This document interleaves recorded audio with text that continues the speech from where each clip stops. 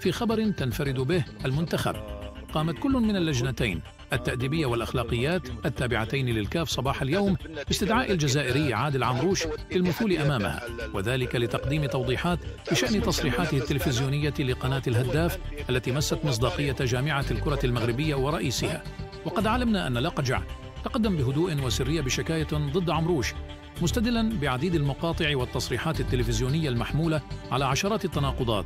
الاعتراف بقوة المنتخب المغربي والثناء عليه والإقرار بريادته، وبعدها اتهام المغرب بالكولسة والتحكم في أحكام والبرمجة وأمور أخرى،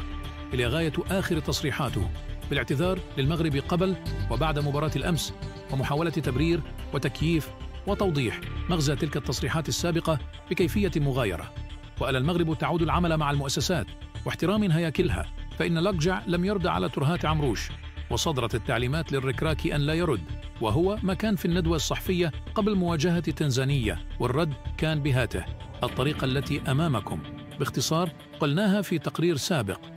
عمروش جابها في راسه وصعيب تلعب مع السبوعة، ومبروك عليه الهدف الرابع هذه المرة بتوقيع لقجع وبلا فار.